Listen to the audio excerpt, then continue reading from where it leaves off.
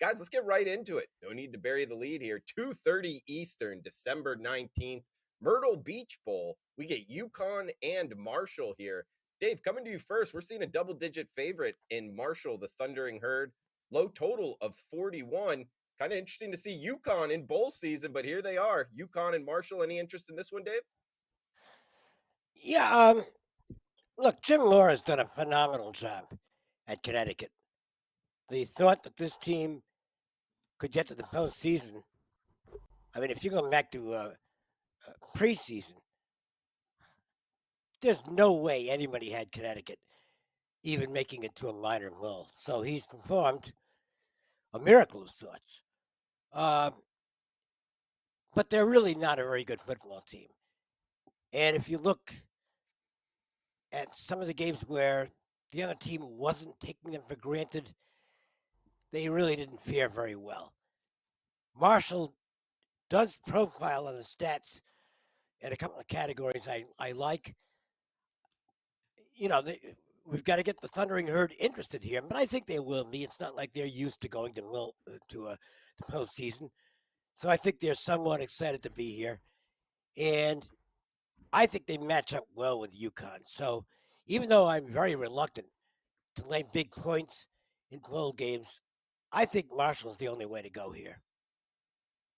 Okay, good start, Dave. And Trig, coming to you next, to Dave's sentiment, Marshall's in the Sun Belt. In my opinion, an underrated conference, talent wise. We get UConn here, an independent. When you go down their list of games, Dave kind of touched on this. I mean, Ball State, FIU, some kind of down teams here. However, hey, UMass in the bit, they made bowl season, so you got to give them some credit. Laying the 10 though, ultimate equalizer here. Does it interest you at all, UConn or Marshall? Well, Drew, I'll be honest. I tried my hardest to make a case for UConn. First year coaches as double digit favorites in bowls, 10-4 against the spread. They actually have a little revenge here from 15. That's Marshall and UConn matched up. I believe it was UConn's most recent bowl game, which UConn lost in that game. Um, Marshall, you go back to the beginning of the season, right? Like they had the win over Notre Dame, and I feel like they squandered it a tad. They kind of weren't great after that. They picked it up toward the end of the season. So I really came back to sort of the same thing that where Dave was touched on. How interested is Marshall going to be in this game? But I go back to last year, and the fact that they kind of got killed in their bowl game, and that they haven't won 0-3 now for Marshall in their last three, which makes me think that this will mean something to them. And if Marshall shows up here, they probably run UConn off the field. They touched on the stats.